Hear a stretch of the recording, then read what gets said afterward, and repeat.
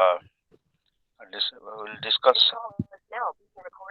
some of the feminist critics uh, who have written some critical essays um on feminism, and then we'll discuss uh, the feminist perspective, how um, a postmodern critic can use this tool while interpreting a text. So there are some. I have made some plans, and I don't know whether time uh, will be sufficient or not.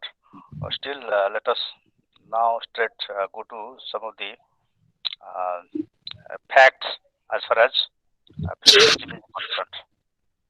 Uh, all of you know, this is a socio-political, socio-cultural, as well as a literary movement that responds to the question. And what is that question? That question is how women have been presented in our literature throughout ages, not in modern ages or post-modern ages, throughout ages, throughout centuries, in the ancient time, in the medieval time, as well as in the present time, how women have been portrayed, how their issues have been addressed in literature. So that is, um, so it is a movement, it is a kind of revolution, a socio-political, socio-cultural revolution. Uh, at the same time, we see, as far as literature is concerned, um, both Eastern, Western, everywhere. Um, there are two types of feminism as we see. One is uh, uh,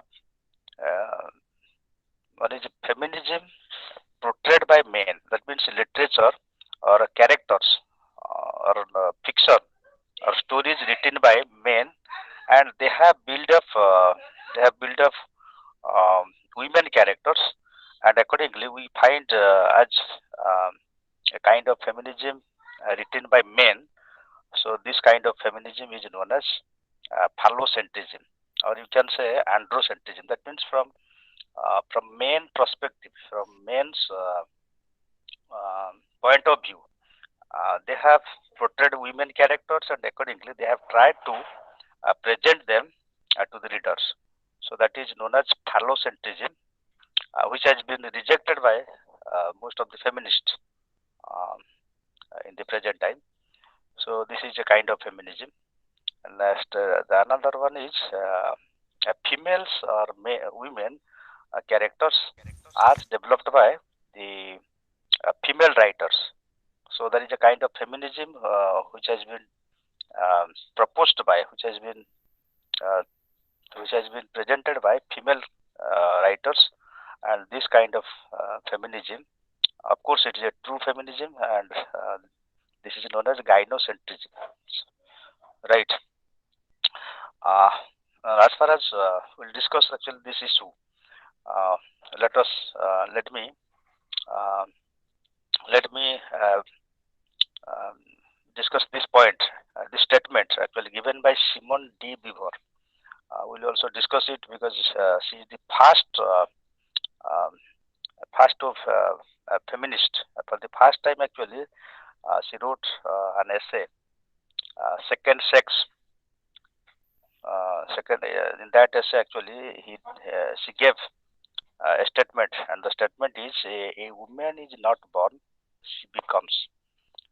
Right. So, as far as this statement is concerned, a woman is not a biological being. Everybody is born as a human being, as a human child. So, uh, a female is not a, a biological phenomenon. So, the moment a girl child is born, actually immediately the society accepts it as a girl or as a female, and accordingly, a kind of social and cultural construct is created, and she becomes gradually a woman. Means a lot of cultural and social matters are associated with it, and accordingly she becomes a woman, and society expects society takes in that way, and accordingly a set of rules also imposed on a girl child, and accordingly she becomes a woman. So that is how women have been perceived in literature. Uh, and also she gave another statement: the history of the world is the history of um, the systematic approach of man how to silence the female voice.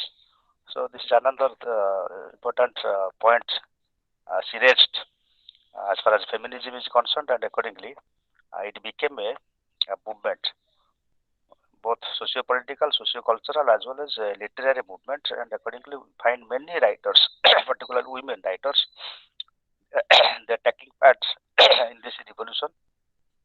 And and as far as also uh, Simone de Beauvoir also uh, she analyzes some of the uh, myths, legends, um, and how women characters have been presented in these legends, in these myths. If you go to uh, the Holy Bible, the first chapter is Genesis, and you know the fall of Eden.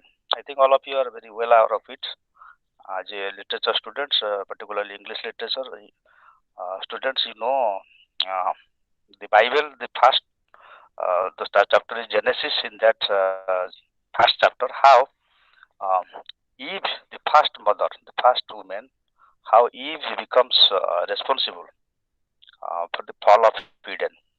I think all of you know that story. Uh, so Adam, the first man, she was created. God created first man, not woman.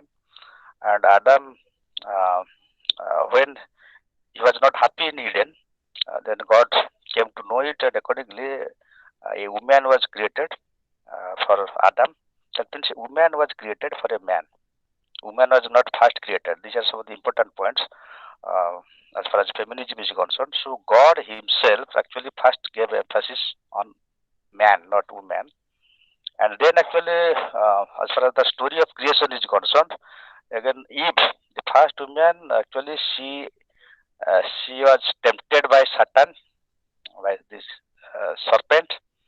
Satan came in um, the form of serpent. She she was tempted. This Satan said Satan said that if you eat this forbidden fruit, then you will be as intelligent as God. You will gain knowledge, and you will come to know everything.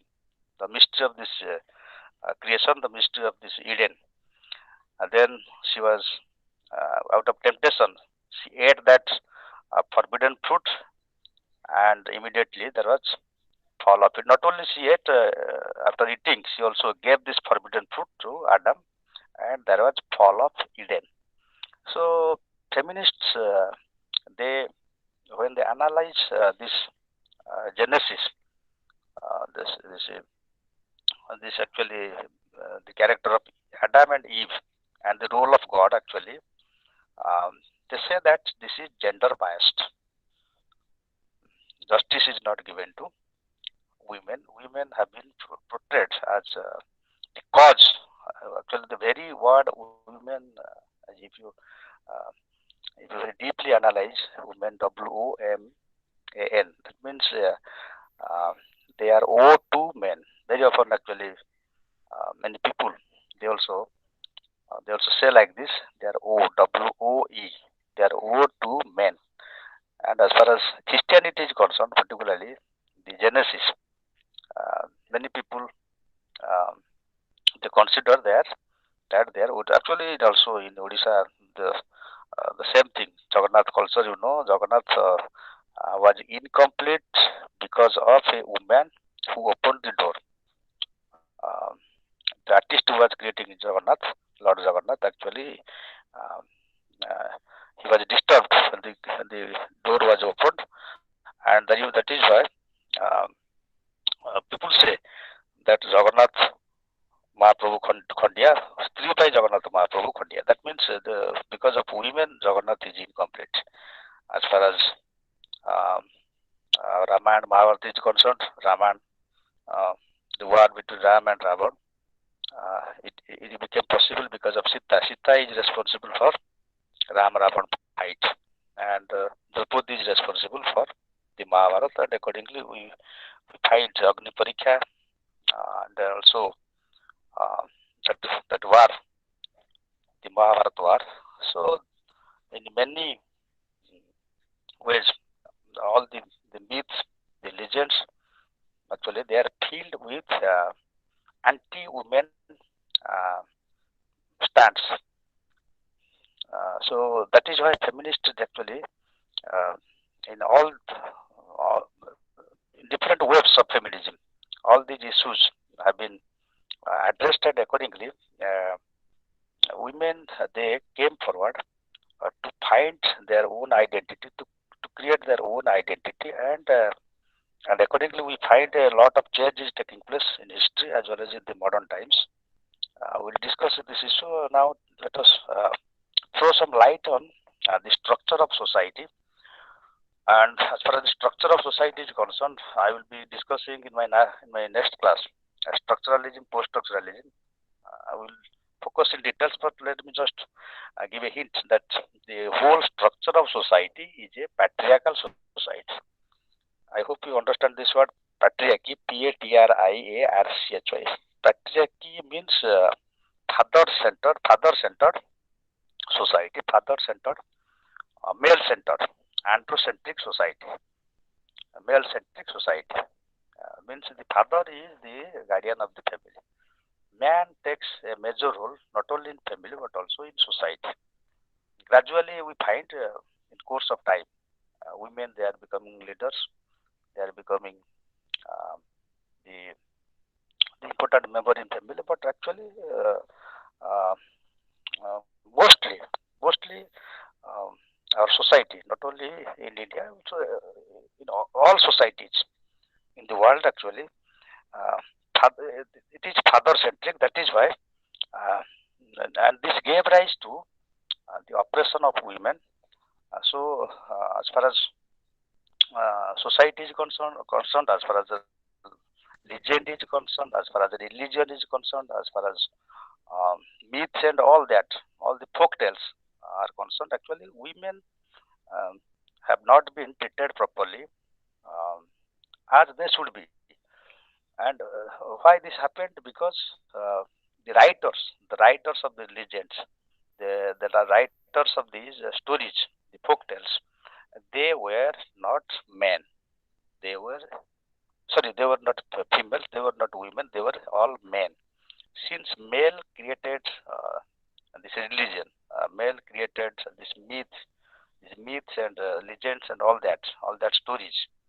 So that is why women they react saying uh, that they have not been treated properly. These female issues have not been treated properly. That is why all these literature, language, even the language is gender biased. Language, you see, the policeman. Actually, nowadays we use police woman, sports women, everything. But previously, actually, there was no word in the dictionary that as police woman. Okay, chairman is a word. So chairman means absolutely you do not find a word chairwoman.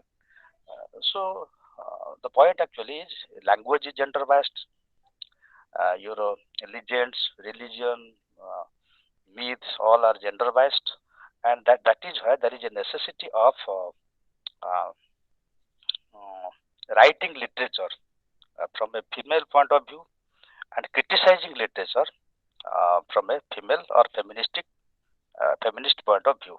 And that is why we find today feminism as one of the strong methods to interpret literature, to look at literature, to view literature, to analyze literature, and accordingly, we find this, this this new kind of postmodern criticism, uh, and feminism is one of them. And as I've told in my last class, so this is a kind of a derivative criticism, which is deriving its canons from Marxism. So after Marx, we find a number of theories coming.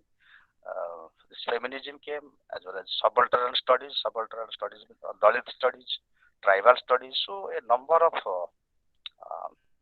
theories evolved after Marxism, and that is most of the feminists, they are Marxist also.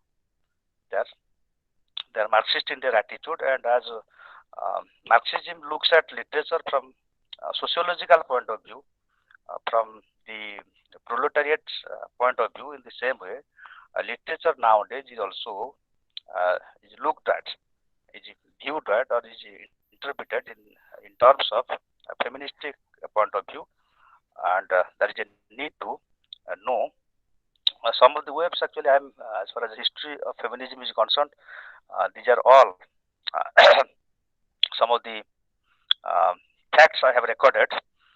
They are, of course, more political than literary, but whatever happening in the politics also, it is reflected in literature. We, as I have recorded, there are different waves of feminism. First wave began in the late 19th century and early 20th century. It was purely a political movement. Uh, the goal was to open an opportunity for women to participate in politics, their voting rights, etc., etc. And that is first wave. The second wave came. It began in 1960s and continued till 1990s.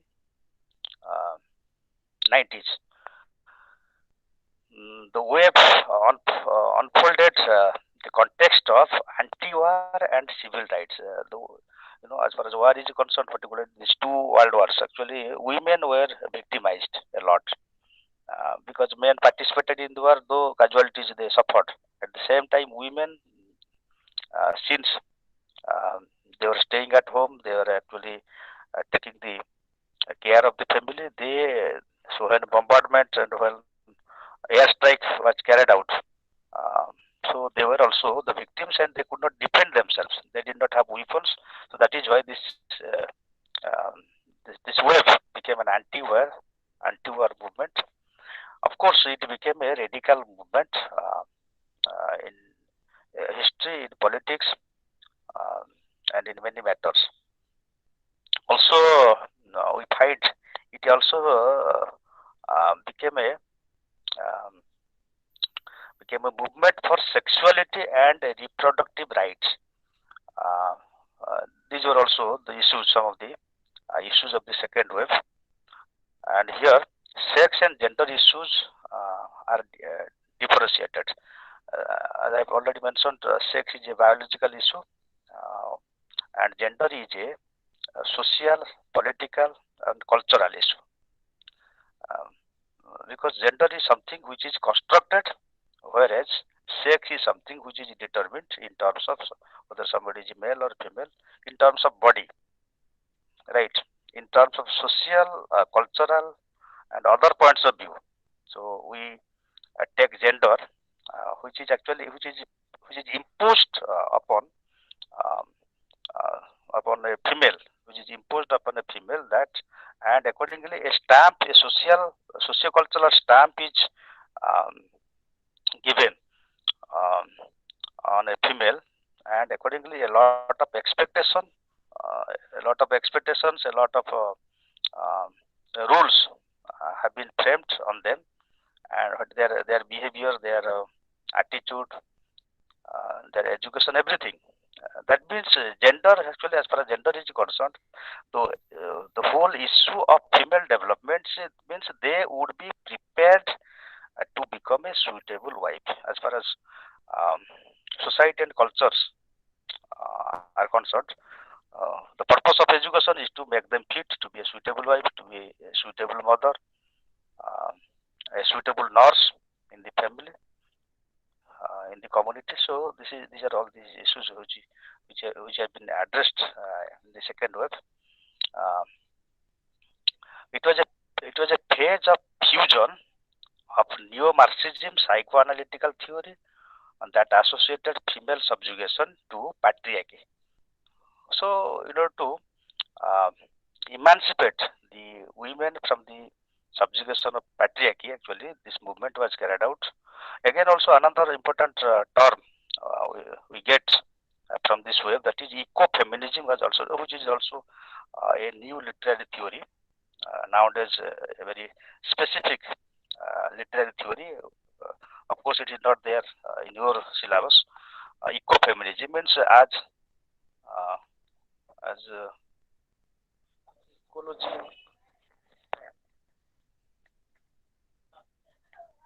as ecology, a matter of environment or ecology, um, as a man is responsible for women torture or women's subjugation, women suffering. In the same way, ecology is suffering. The whole earth as a mother earth, earth as a mother is also suffering in the same way uh, because of this industrialization, because of this greediness of man. So that is something ecofeminism, and accordingly, environmental matters. How earth, mother earth is suffering in the hands of man. So that is addressed in this theory. Uh, then third wave, I think the third wave, all of you know, uh, this movement became a global movement, multicultural movement, and uh, and feminism is becoming a systematic theory. Um, and here, actually, a lot of changes we find. Um, women, some of the women-centric rules, legislations are coming, and accordingly, women rights group, they are becoming very, very powerful. They are occupying different important posts in politics, in the form of government, and also in decision-making process. Right. Then we are nowadays we are in, of course, this fourth wave that is continuing, and here scholarships for women studies, feministic studies, and many other female-centric education is provided. Accordingly, we find a number of women's college, women's university, and women-centric institutions. Academic discourse nowadays are being carried out. So, women rights now it is a the priority. It is the priority of the government, society, and in many ways, society is becoming women-centric. So that is fourth wave. Also, some people say, some critics say that we have already entered into fifth wave, that is a gender neutral society. Very often, also feminism has got saturated, and many also accuse that in the name of feminism, male are also now oppressed in the hands of female. False allegations, as far as false allegations are concerned on domestic matters, for many acts which have been misused. That is why there is a need of gender neutrality, and accordingly, uh, many things are becoming gender neutral. Language is becoming gender neutral, and many laws also. Many people think, but it has not been accepted properly. That there is a need of making gender neutral laws. So that is something political matters. Now we'll discuss feminism, feminist critics. The first critic is Mary Wollstonecraft, um, who wrote a very important book. And that book is she wrote a book, a French feminist. She wrote this important book, Vindication of the Rights of Women. First, she wrote Vindication of the Rights of Men, right? Then she wrote uh, Vindication of the Rights of Women. Also, she has written another book, Wrongs of Women. Uh, and accordingly, we find in her own life, she also practiced feminism. She was a great critic of the institution of marriage. In her own life, she practiced it without marrying a great man of that time, William Godwin, the great philosopher. Uh, she married him, and she stayed with him without marrying. And we find also she's uh, because of some complication in pregnancies. She died unfortunately in her 30s, and this girl child you know, she has recorded her name in literature. She is Mary Shelley, who became wife of P.B. Shelley. So that is something. She was a great supporter of French Revolution, and accordingly, uh, being influenced by this French Revolution, she wrote this vindication of the rights of women. And here actually, she said one thing that, as I have already pointed out, a woman is constructed. She is a social, and cultural construct, and accordingly, man throughout history, man has tried to silence female's voice, and accordingly, our society has been a male-centric society. So there is a need to liberate women uh, in politics, uh, in many matters. Uh, in literature also, women should get her uh, rights, right? So this is, uh, and also um, she discussed the education of women, and in as far as English education is concerned, European education is concerned, women were not allowed previously till 1827. I think as far as Peter Barry marks that the institutions, educational institutions, only opened for the Christian missionaries, the Christian brothers who become uh, the missionary to spread Christianity, and the whole education was a discourse of theology, Christian theology. Then, for the first time, in the first phase of 19th century, uh, the doors of education was opened for all, particularly for women, and accordingly, here actually Mary Wollstonecraft, she is becoming a champion of for the cause of women education in England and in many European nations. So he said that women should be given due emphasis on education, and women education is need of the hour. And accordingly, government should provide sufficient funds for women. Also, uh, doors of the universities, colleges, educational institutions should be opened for women.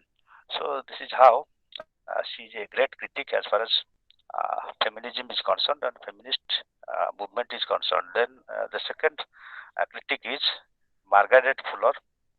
Um, Let me tell you one thing, as a learner, as a learner of IGNO, since you are not being exposed to the history of literature, history of criticism, and all that, actually, you should read your material. While writing long answer, you should discuss something on the history, any critical theory. It's history. Then you must mention some of the critics uh, who have written some essays, some books on it, so that you will be awarded good marks. As far as Margaret Fuller is concerned, she is an American, a fast wave critic. She was brought up as a boy uh, by her family, and with the hope that actually the parents did not have a son, and they wanted to see her as a son. So accordingly, she was brought up as a boy in the family. Um, she later on actually she developed this kind of temperament, masculine temperament, and she had a lot of association with so many men to write something on feminism and female issues. Accordingly, we find she opened a journal. The name of journal is Dialogue. This journal was um, it was opened by her with her association with the Emerson, also a great American poet, R.W. Emerson. With Emerson, actually, she published this Dial magazine, and also she wrote in this magazine. Actually, she raised regularly. She raised these female issues, female education, and many other matters relating to um, uh, the, the female issues. Also, we find she has written some other books on female issues. Some are on the lakes. Uh, then also we find she has another book, Women in the 19th Century, where she discusses a number of women issues as well as women writers and how their writings have not been accepted properly. So I will discuss this issue uh, later on. Actually, we find a number of English writers, uh, particularly the Bronte sisters, George Eliot. Actually, they could not use their real name when they published their novels. I think some of you know it. In the first year course, you might have read some of the novels by Bronte sisters as well as Eliot, George Eliot. Actually, uh, they have taken pseudonyms, and do you know what is the purpose? The purpose was that their novels, as female, as they were females, they thought that their novels, their writings will not be accepted by the English society. So also today we find the same temperament is there, that the society not so easily accepts the writings of women, the writings of Dalit tribals, because people, they don't think that they could be intelligent, they could be enlightened, they could be educated, they have something to contribute in academic matters, in creative matters. And then we find again another important thing. Actually, she equated women with slaves in this book, while discussing some women writers, women issues in the 19th century. She equated women with slaves. Slavery was going on in American society, and she equated women with slaves because as slaves don't have rights, don't have freedom in society. They were born as slaves and will die as slaves. In the same way, the position of women in English society was like that. Then you forget about British society or European society. As far as Indian society is concerned, then the untold story of women suffering has crossed all limits. If you find in the medieval period, how um, I think that as far as my knowledge goes, I know there is a verse in the Sundarkand of Ramayana where actually women, Sudra and Pasu, they were they were considered as somebody, they should be tortured so that they can be tamed, they can be domesticated. Sudra, Pasu or Nari, ये सब करना की अधिकार, I think this is there in Sundarkand as far as Tulsi Ramayana is concerned. So all these issues are there. I will again, great writers also, they have gender bias. As far as Shakespeare is concerned, Shakespeare says, I think all of you have read Hamlet. I think it was there in your first year drama paper, MEG-2. Shakespeare says in the mouth of Hamlet, Shakespeare says, while Hamlet was a disillusioned, uh, uh, almost mad, as far as his affair with Ophelia is concerned, and as far as the state of matter is concerned, Hamlet says, "Fealty, thy name is woman." This is one of the most important lines of women hatred, women subjugation, and a kind of what anti-woman attitude. That Hamlet says, "Fealty, thy name is woman." That is why Shakespeare is very often criticized for that, possessing an anti-woman attitude, anti-female attitude. So this is something that in course of while discussing all these, Aristotle also says women lacks virtues and qualification. They are Saint Thomas, another Christian saint. He says they are incompetent being, an accidental being. They are an accidental being, right? And Shakespeare says, "Fealty, thy name is woman." Also, Rousseau says, the great um, advocates of French Revolution, Rousseau says that in one of his writings, he says that women should be prepared. The sole purpose of women education is to prepare her to be an ideal wife or as an ideal mother. So in this way, we find then, again, let me tell you another in this connection. 1984 is a novel by George Orwell. And George Orwell, while describing the hero says, while preparing for revolution, hero is describing the plan, how um, how to face the government, how to carry out revolutionary activities. While he is describing this matter with his beloved Julia, right? Uh, she, she actually she is feeling and she is feeling nervous and she is sleeping in the process of this while describing all these matters. When the hero describes the whole revolutionary matters, the heroine is sleeping, okay, feeling drowsiness and sleeps.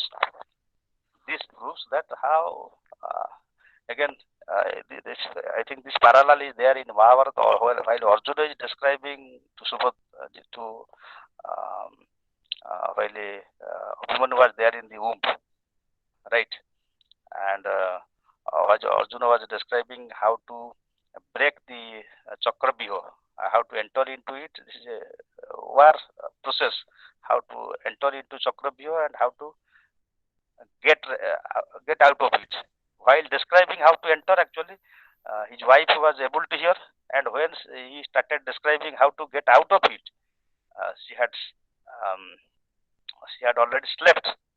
As a result, Abhimanyu is getting killed by the hands of Karna and the Kauravas because his mother could not hear while he was in womb how to get out of this Chakravyuh.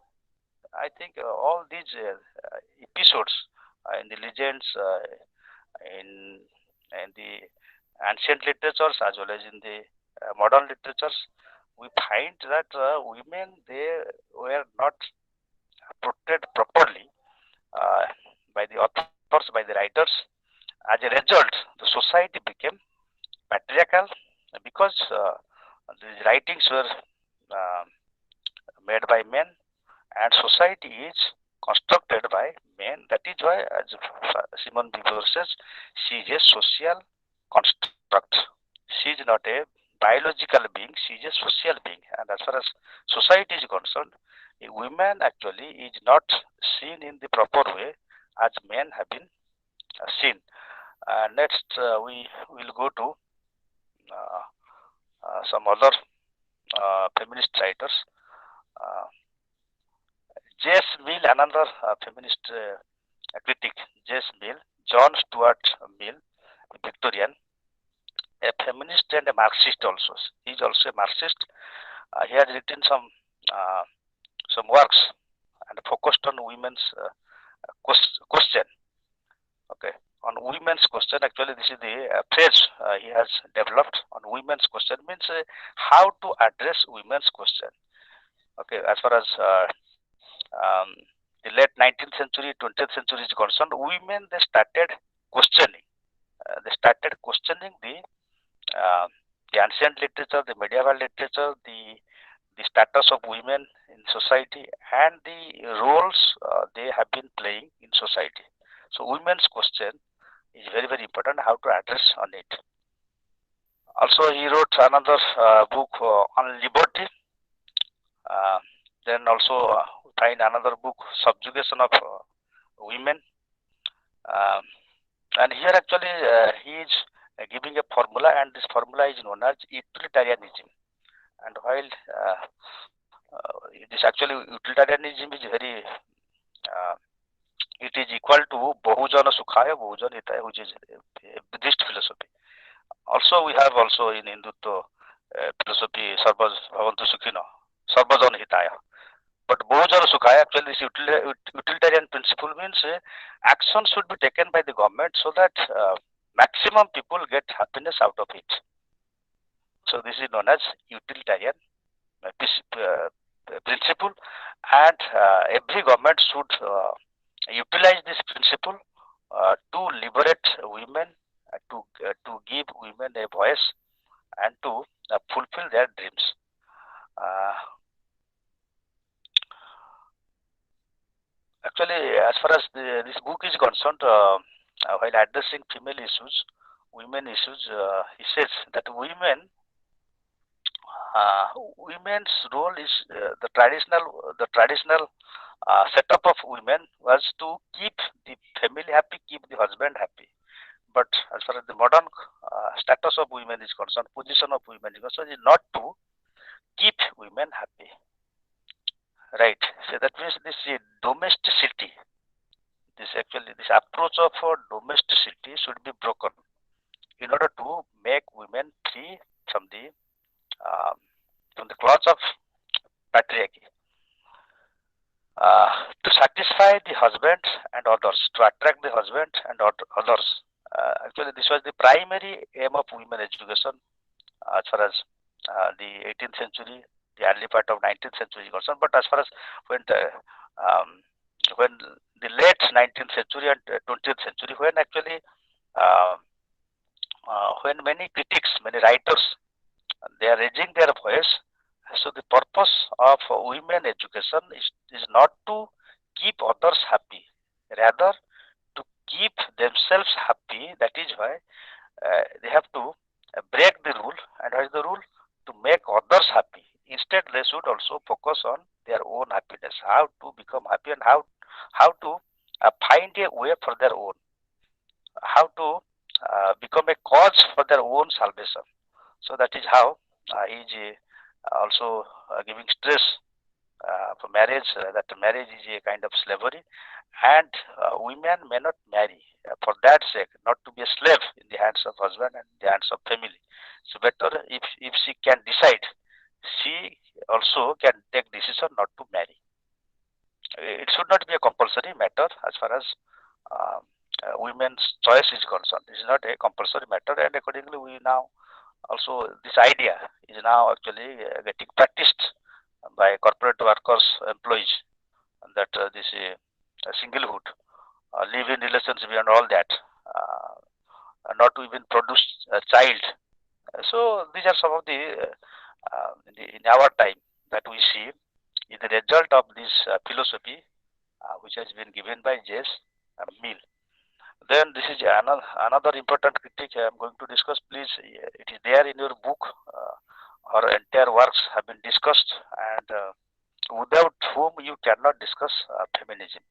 And she is Virginia Woolf, and particularly her work, A Room of One's Own, is as far as feminism is concerned, it's a great book. Rather, it's actually written in essay form. It's a long essay, very elaborate essay, where she is raising a number of issues as far as women liberation is concerned. A woman to be a writer, actually she says some of the basic things. Let me tell you, a woman to be a writer, she should have a room of her own and 5,000 pounds income. So this is how the book opens. The book opens with this statement that a woman to be a writer.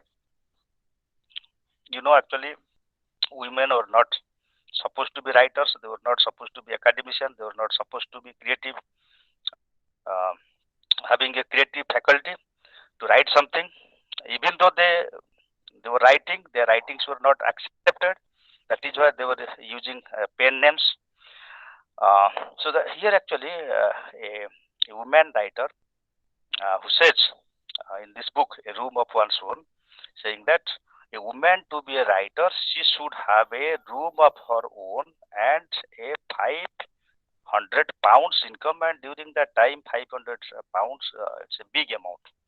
That means in order to become a writer, one should have a room. Here actually a room is a metaphor, not that physically a constructed house, a beautiful house. Here actually he should have a room, means here actually a place for freedom. She should free herself. She should have sufficient freedom. At the same time, not political freedom, but also economic freedom. Right. So without economic justice, and freedom, actually this political freedom has no meaning, right? So this is how she opens the book. She also raises some other points. Uh, she gives an anecdote while discussing this essay. She is referring to some of the incidents where she says she had been invited to a women's college. Okay, and there actually she saw that in that women's college, the women were given only plain meals. Okay, plain meals to eat in their dinner and lunch. Only plain meals. So very often it is non-veg, it is vegetarian meals. It is very plain. And also she said again she was invited to a men's college where the students, the boys were served um, very um, sumptuous meals, very non-veg meals, and very uh, uh, mouth-watering meals. Actually, very valuable items were there in their meals. And also another anecdote she gives. One day she tries to she tried to meet London Library, and there actually she wanted to read some books written by female women writers, and she did not find. Very rarely she found one or two books. Most of the books were written by men writers, and on feminism she did not find a book um, written by females. So this is how she comments on women education, on women's empowerment. She says that society systematically has silenced the female voice, and everywhere there is a sense which is prevailing in her time that women were not treated properly. Women were not given a space. Women were not given freedom. Women were not free in her time. She also writes again another thing as far as the a room of one's one is concerned. She also she brings a fact into light that Shakespeare had a sister. This is very important as far as um, this book is concerned, and Virginia Woolf as a female, as a feminist critic is concerned. She says that Shakespeare had a sister, and her name is Judith uh, Judith Shakespeare. And many historians they have not raised this issue. They have not mentioned this name. Um, and actually, this girl was very creative, like Shakespeare, very talented, very genius like Shakespeare. But uh, the family did not support, could not support her. As a result, she died. Uh, at his youth, she died, and she could not get scope to grow or to develop herself. So even Shakespeare did not look after her, did not actually give any emphasis on her. As a result, his sister died young. So while raising this issue, also she is accusing Shakespeare. Actually, he's actually focusing one point that um, women have not been treated properly. Had they been treated properly, had they been provided proper education, um, ample of scope for their growth and development, they could be as genius as Shakespeare. They could be as um, uh, as gifted as Shakespeare, and that they could be great writers, authors. They could be great person, great human beings like Shakespeare. So uh, women have been neglected throughout centuries, and this is a fact, perhaps which has remained hidden by the historians who have never raised this issue. Whether this is a fictitious character or a piece of history, we do not know. It may be a fact or fiction, we do not know, but she raises this issue that Judith Shakespeare is Shakespeare's sister, who could be like Shakespeare, but unfortunately, she could not get any scope in her family. And because of this patriarchy, her talent died, and she also also writes another book, Profession for Women. Again, here actually she gives importance to the female mind, saying that there is always an angel, there is always an angel living in female mind, and in order to be a good writer, uh, a woman a woman writer has to kill the angel in her mind. Otherwise, she cannot be a good writer. And she, as long as this angel is not killed, this female angel is a metaphor, you can say, uh, the feminine virtue, a soft virtue, a soft quality that is lying in a female's life, that is lying in the female's mind. Unless and until this angel is killed, one cannot be a good feminist. One cannot be a good female writer. In order to become a female writer means what does it mean? That means you have to target the males. You have to target patriarchy. You have to make a satire. You have to criticize all these the patriarchal practices. So unless and until you kill this angel, you cannot become a successful writer, women writer. She also talks about a fisherman. That means in order to become a successful writer, one has to be like a fisherman. Means one should have also the tendency of what trance. One should go to the state of trance like a fisherman. In this connection, let me tell you, W. Beats also made fisherman as an ideal for a writer, because a fisherman is a man of action as well as a man of contemplation.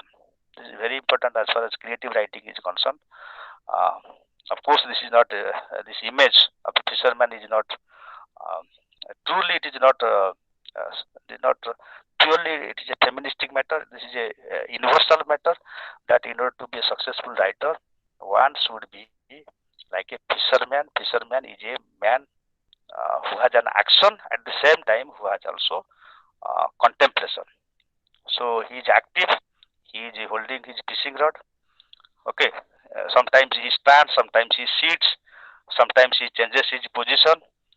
So he is a man of action. At the same time, he should be also a man of contemplation. Means having maximum concentration.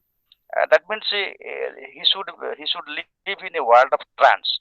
He should forget um, every matter. Only concentrate on fishing. So this is uh, how Virginia Woolf is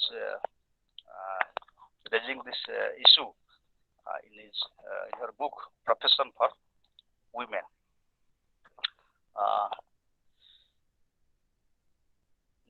Also, she says another point she raises.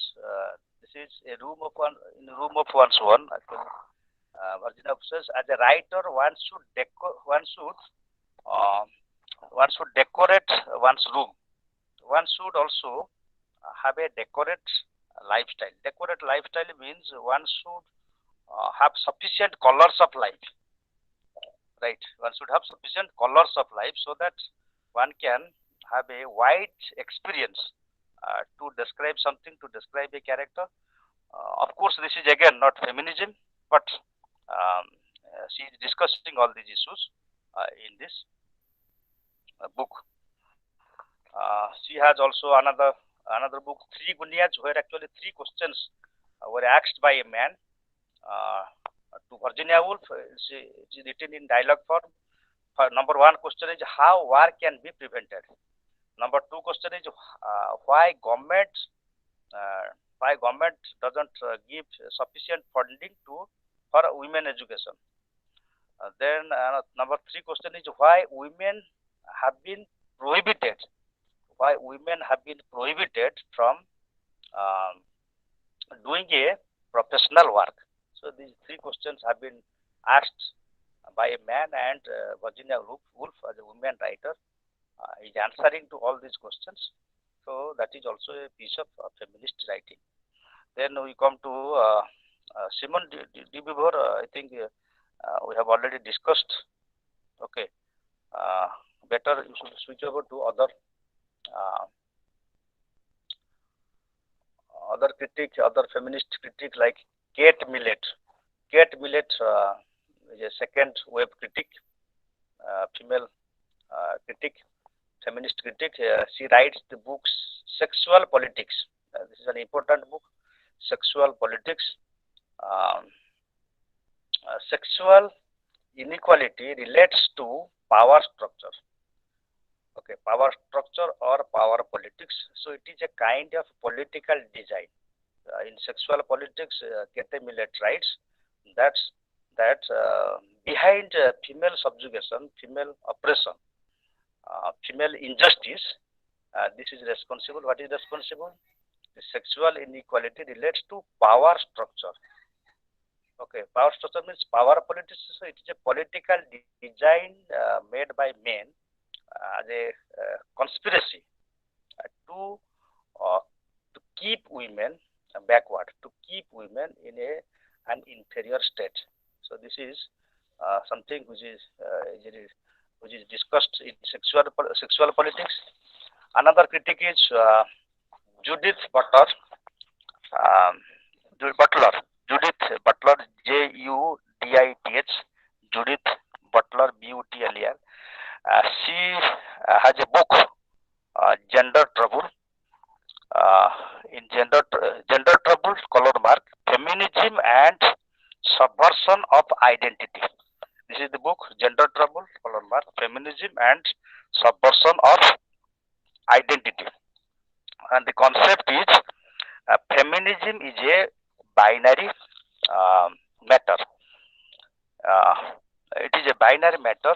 For binary matter means it is a binary category means, for example, man, woman, male, female, feminine, masculine.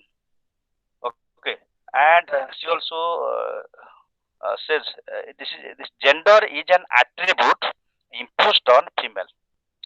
I think whether you have understood it or not, binary sense means opposites. The history of if you find the history of literature, actually writers, poets, uh, the creative artists, they have tried to resolve these binary matters, these conflicting matters of life.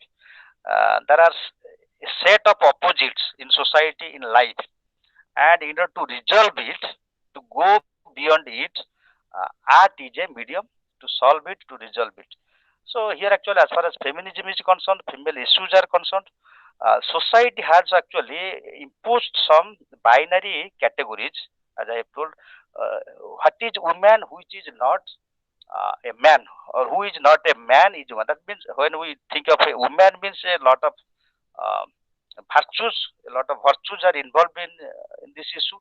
That somebody is a woman means she must be carrying a lot of virtues, a lot of female qualities.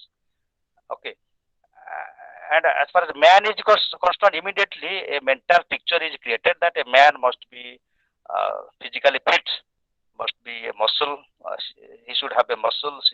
He should have a power, physically fit to do anything. Okay. So a mental picture is created, and here actually, who is not a man, she is a woman. Who is not a boy, she is a girl. Right? What is not masculine, that is feminine. So in this way, a mental construct is created, and accordingly, when we come across females, accordingly, we expect that a female should behave as society has been expecting. That she should not ride a bicycle, she should not ride a bullet, she should not become a car driver, she should not become this, that, like this. She should not be a farmer, she should not be a shopkeeper. So that is why truly we find that we cannot find a very reality scene that a truck driver is a female, a bus driver is a female. So nowadays we see it because actually society had never expected, nor today expecting that my daughter should be um, should be a truck driver, my daughter should be a train driver, my daughter should be a soldier. So we have never conceived because of this binary um, categories, binary uh, conceptions. We have never perceived that a woman can be a soldier or a police officer. That means we have imposed a female attribute or a gender attribute to the females, and accordingly we have whatever we have expected. If she is satisfying it, it is okay. If she fails to satisfy, that is a problem, and accordingly a female torture or torturing female is going on in the name of what? In the name of that she is a female, she is a woman. There is another writer, Elaine Swalter, ELAINE SHOWALTER, right? Women Swalter. Actually, she has written some books as far as feminist movement is concerned. Number one book is Towards a Feminist Poetics. It's a very important book, Towards a Feminist Poetics, Literature of Their Own. Second book. Third book is Inventing Herself. Fourth one is Female Malady. Then the fifth one is Historical Epidemics and Modern Media. So this is how a number of I find a number of female feminist critics. Another one is Helena Sixios. Okay, and actually Helena Sixios, HELENACIXOUS. Helena Sixios is concerned. Very important thing. Let me tell you that women should adopt an attitude, for example, anti-love. She should have a logic of anti-love. Logic of anti-love means, of course, this is many other feminist critics, they have raised this issue. Anti-love means she should not only concentrate on love. She should not only concentrate on her body. She should not only concentrate on her education to be fit, to be a true woman, or to be a suitable woman or a suitable mother. So that is how she should not. She should break this attitude, this myth that a woman should be beautiful. She should decorate herself. She should use cosmetics. She should accordingly she should attract men. If unless and until this attitude is broken, she cannot emancipate herself from the shackles of from the bondage of this patriarchy. So these are some of the important issues as far as feminism is concerned. I have already tried to discuss some of the important issues. Still, I cannot discuss some other writers which I have with me better. Better you should read your material and try to access some other materials which are available in the net. Already we have exceeded the time. I hope I have tried to explain. I have tried to discuss some of the important issues as far as feminist movements are concerned. Its history, its some of the waves, some of the critical issues as far as feminist movement is concerned, as far as feminist writing is concerned. Okay, as far as the literature is concerned, I hope you have understood something. If you have any question, one or two questions you may ask. Otherwise, I will stop here. Any question to me? Hello? If anybody has any question, please ask me. Otherwise, we'll conclude. Hello, good morning, sir. Good morning. Good morning. Sir, can you tell me what are the waves of feminism? One second. Already, see, in many books, only three waves have been discussed. First wave as a political movement, okay, asserting females' political rights, political participation, voting rights, etc. Second wave is about female rights, okay, not only in the political matter. Female rights. Female rights means forming female groups, and this actually is a kind of radical movement. Second wave is a kind of radical movement, means asserting females' rights, means coming forward and trying to assert, trying to that means to make it a forceful wave or a forceful theory to snatch away the rights or to occupy their position in society and to form an identity as a female. Second wave, it's a forceful wave. Third wave is again this is a radical wave. This is actually here actually the matter of feminism is entering into parliaments, assemblies. A number of rules were formed in favor of females. Okay. Uh, Fourth wave actually we are almost in this phase here actually. Um, um, Again actually many more laws, legislations have taken place, and here actually there have been some also some kind of saturation has been reached, and here actually um, women not only they have achieved some position in society, they have not only come forward to assert their rights, they have actually they have realized their dreams in many ways.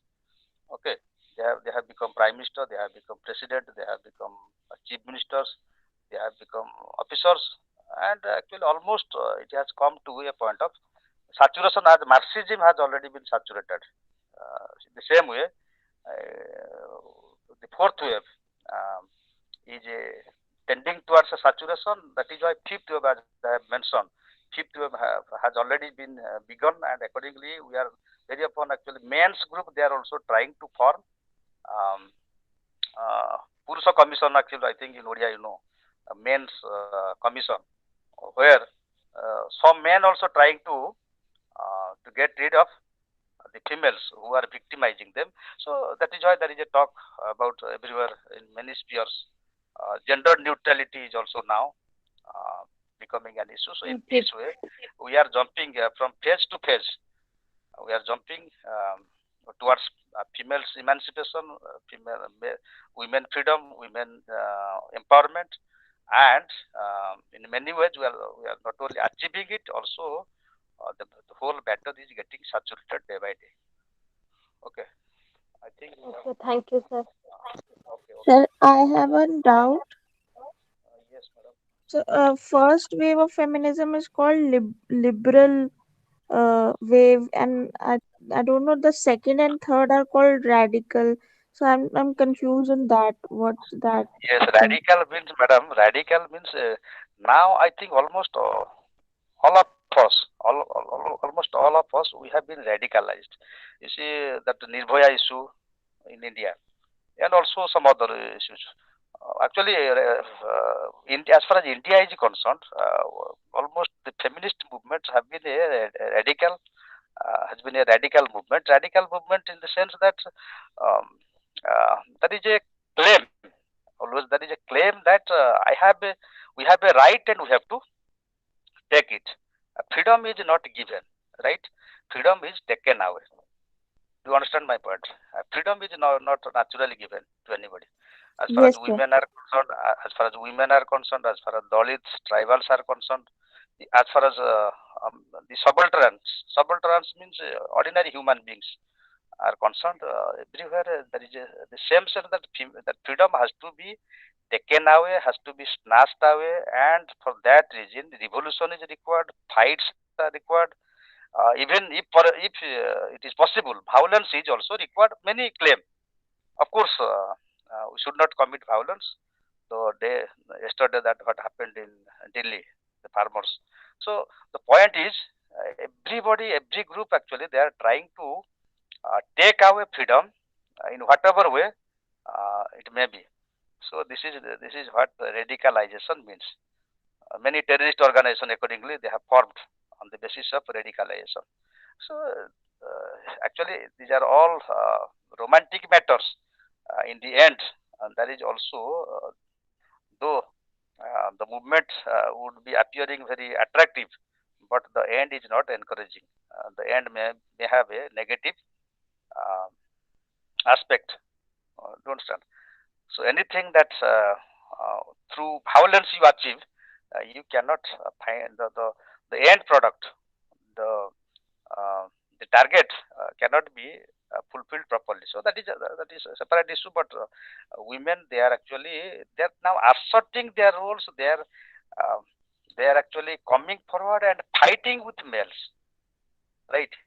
So this fight very often it is positive. Also, maybe I cannot give statement like this, but maybe the target may not be fulfilled in that way.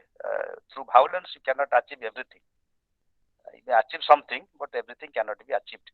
So this is how women movement have been radicalized, not only by females but also by males. So women liberation, women freedom, women emancipation, or women empowerment is not today. It is not credit cannot be given to only females. Males are also there involved in it, and both male and female they are trying. Um, they are actually trying their best to make a just society by giving due uh, freedom and justice to the neglected people like Dalit tribals as well as females or women. So that is something I have to say on this matter. I hope you have understood. We will discuss another issue, another critical theory, that is structuralism and deconstruction. Again, beautiful things will emerge from it, and I hope you will enjoy it in my next class. So thank you for joining. Thank you, sir.